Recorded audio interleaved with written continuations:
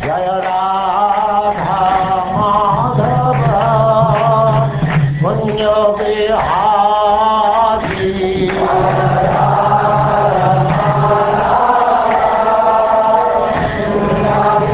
And now chapter 36, the slaying of Arishta, the bull demon.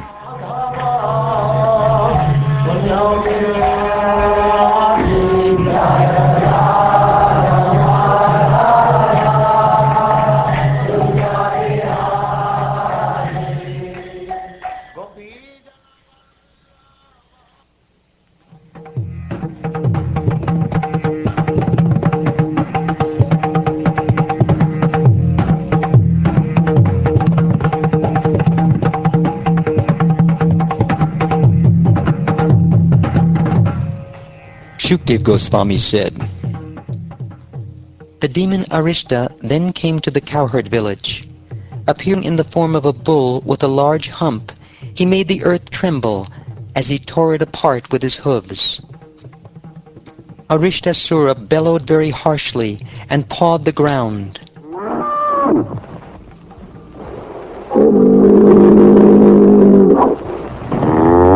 With his tail raised and his eyes glaring, he began to tear up the embankments with the tips of his horns, every now and then passing a little stool and urine. My dear king, clouds hovered about sharp-horned Arishtasura's hump, mistaking it for a mountain, and when the cowherd men and ladies caught sight of the demon, they were struck with terror. Indeed, the strident reverberation of his roar so frightened the pregnant cows and women that they lost their fetuses in miscarriages.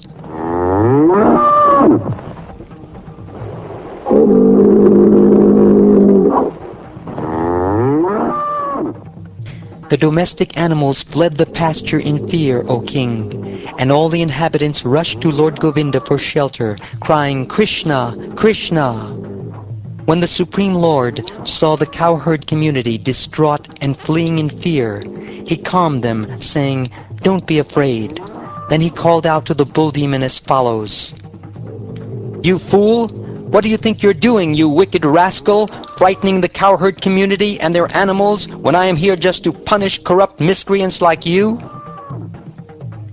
Having spoken these words, the infallible Lord Hari slapped his arms with his palms, further angering Arishta with the loud sound. The Lord then casually threw his mighty serpentine arm over the shoulder of a friend and stood facing the demon.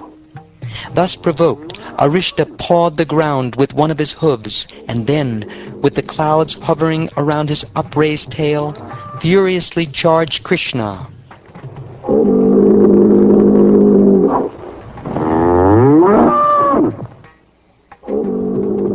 Pointing the tips of his horns straight ahead and glaring menacingly at Lord Krishna from the corners of his bloodshot eyes, Arishta rushed toward him at full speed, like a thunderbolt hurled by Indra. The Supreme Lord Krishna seized Arishtasura by the horns and threw him back 18 steps, just as an elephant might do when fighting a rival elephant. Thus repulsed by the Supreme Lord, the bull demon got up and, breathing hard and sweating all over his body, again charged him in a mindless rage.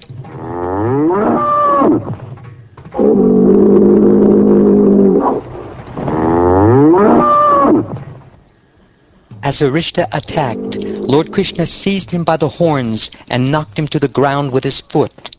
The Lord then thrashed him as if he were a wet cloth, and finally he yanked out one of the demon's horns and struck him with it until he lay prostrate.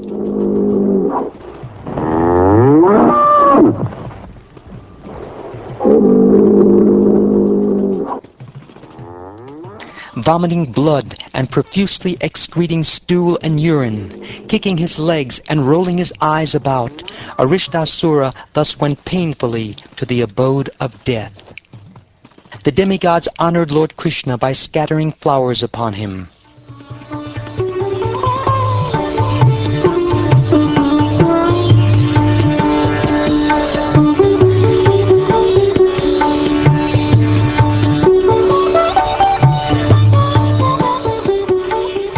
Having thus killed the bull demon Arishta, he who is a festival for the gopis' eyes, entered the cowherd village with Balaram.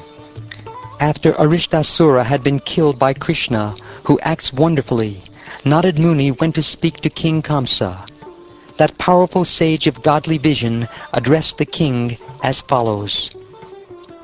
Yashoda's child was actually a daughter, and Krishna is the son of Devaki. Also, Ram is the son of Rohini. Out of fear, Vasudeva entrusted Krishna and Balaram to his friend Nanda Maharaj, and it is these two boys who have killed your men.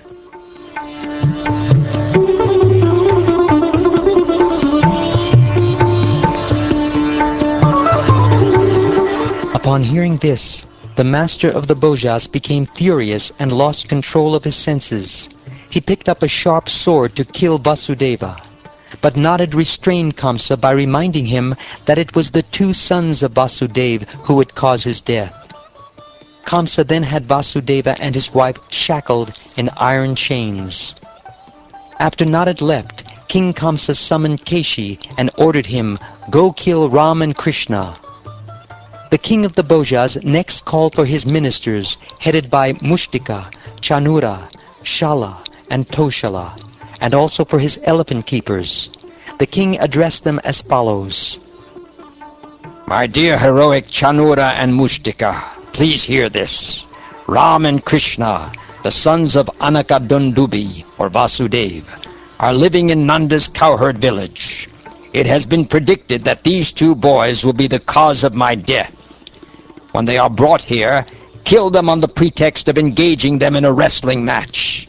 Erect a wrestling ring with many surrounding viewing stands, and bring all the residents of the city and the outlying districts to see the open competition.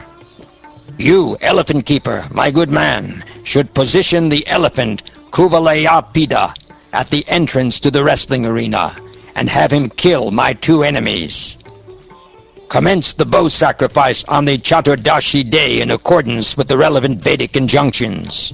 In ritual slaughter, offer the appropriate kinds of animals to the magnanimous Lord Shiva.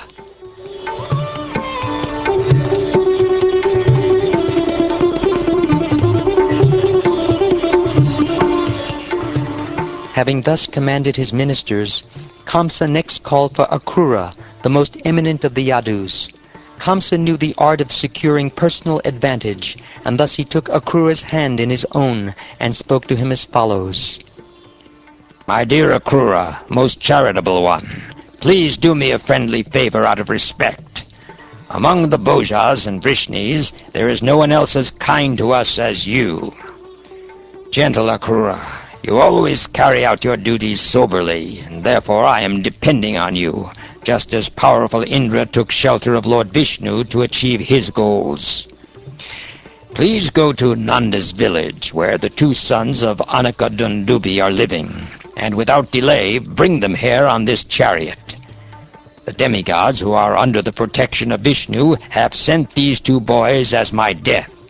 Bring them here, and also have Nanda and the other cowherd men come with gifts of tribute. After you bring Krishna and Balaram, I will have them killed by my elephant, who is as powerful as death itself.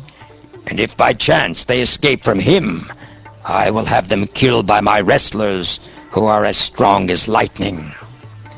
When these two have been killed, I will kill Vasudeva and all their lamenting relatives, the Vrishnis, Bhojas, and Dasharas. I will also kill my old father, Ugrasena, who is greedy for my kingdom, and I will kill his brother, Devaka, and all my other enemies as well. Then, my friend, this earth will be free of thorns. My elder relative, Jarasandha, and my dear friend, Vivida, are solid well-wishers of mine, as are Shambhara, Naraka, and Bana. I will use them all to kill off those kings who are allied with the demigods, and then I will rule the earth.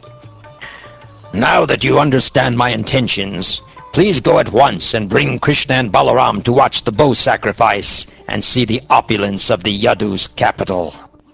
O king, you have expertly devised a process to free yourself of misfortune. Still, one should be equal in success and failure, since it is certainly destiny that produces the results of one's work. An ordinary person is determined to act on his desires even when fate prevents their fulfillment. Therefore, he encounters both happiness and distress. Yet, even though such is the case, I will execute your order.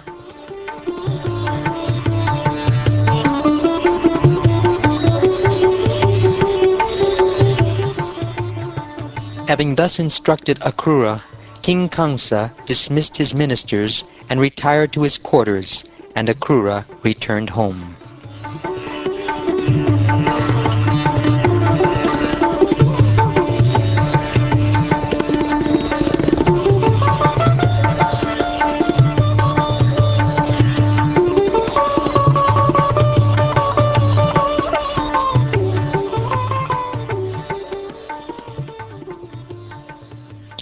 Thus ends the 36th chapter of the 10th canto of the Srimad Bhagavatam, entitled The Slaying of Arishta, the Bull Demon.